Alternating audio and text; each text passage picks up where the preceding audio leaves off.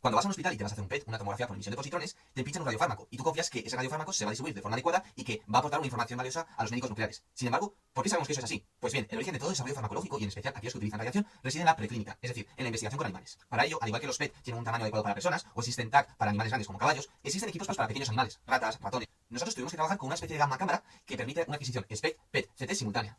El equipo consiste en dos cristales integradores de yoduro sódico seguidos por una serie de tubos fotomultiplicadores, al estilo gamma cámara clínica. Sin embargo, a diferencia de las gamma cámaras clínicas, en este caso los cabezales no se mueven.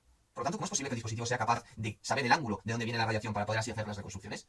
Pues bien, eso se soluciona con un colimador multipinhole, que es una especie de tubo con una serie de agujeros que solamente permite la emisión de la radiación en una serie de ángulos. Así el dispositivo ya sabe de qué ángulo provienen los fotones que recibe. Ahora bien, cuando te pinchan un radioisótopo, solo te pinchan uno. Puede ser flúor, puede ser tecnecio, puede ser indio. Sin embargo, ¿sería interesante una imagen con varios isótopos a la vez? En primer lugar, habría que preguntarse si el dispositivo es capaz de analizarlo bien. Y ese es nuestro trabajo. Pero espera. Antes de enfrentarnos a los tres isótopos a la vez, primero vamos de uno en uno. El primero de los isótopos que nosotros estudiamos fue el tecnecio 99 metastable, con una emisión de 140 kV. Estudiamos tres características: la sensibilidad, es decir, el número de cuentas que recoge con respecto a la actividad que nosotros metemos en el campo de visión. En lugar, la resolución energética, es decir, la capacidad que tiene de distinguir energías similares alrededor, en este caso, de 140 kV. Y la última de ellas fue la resolución espacial, es decir, la capacidad que tiene de distinguir de diferentes puntos en el espacio. El siguiente isótopo que nosotros utilizamos en el experimento fue indio 111. Este isótopo tiene dos emisiones. Tiene, por una parte, una emisión de 245 kV y por otra parte, una emisión de 171 kV. Por último, y no podía faltar, nosotros incluimos un emisor de positrones. En este caso, flúor 18. Al ser un emisor de positrones, para calcular la sensibilidad, tuvimos que desarrollar un maniquí casero para favorecer esa aniquilación de positrón-electrón. ¿Qué resultados obtuvimos de forma individual? Obtuvimos en todos los casos sensibilidades similares, alrededor del 0,5%. Obtuvimos resoluciones espaciales por debajo del milímetro, en todos los casos, a excepción del flúor. Cosa que tiene sentido debido a la naturaleza del flúor, porque el positrón tiene que recorrer un espacio antes de encontrarse con un electrón y producirse ahí la. Con respecto a las resoluciones energéticas, todas eran alrededor del 10%, a excepción del flúor, que era ligeramente menor. Y además obtuvimos un factor muy importante a partir de estas medidas, el factor de calibración.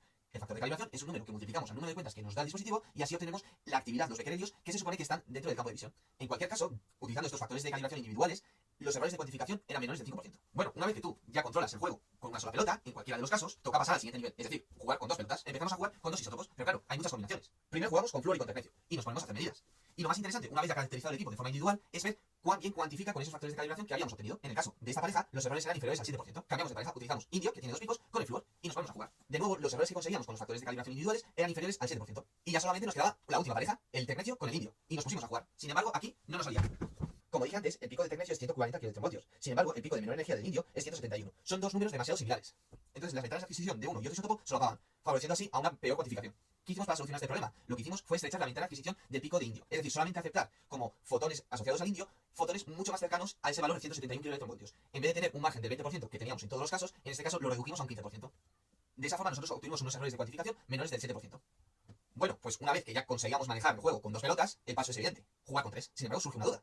¿La posición relativa de los diferentes isótopos influye en la cuantificación? Para eso diseñamos un maniquí casero que consistía en un tubo con tres agujeros donde nosotros íbamos poniendo los diferentes isótopos y pudimos cuantificar con diferentes colocaciones. No es lo mismo esta situación que esta otra situación que esta otra situación. Los resultados finales fueron unos errores de cuantificación menores del 10%. Como podemos observar, son ligeramente mayores que en el resto de los casos, cosa que tiene sentido. El efecto Compton provoca que algunos fotones vayan perdiendo energía pero que no desaparezcan. Eso provoca que algunos de los fotones de más altas energías, por ejemplo, del caso del flúor, vayan perdiendo energía y acaben entrando en la ventana de otros isótopos, por ejemplo, del indio. Así, aparentemente, el dispositivo cree que hay más actividad del indio de la que debería haber, sin embargo, es debido a los fotones de efecto Compton de flúor.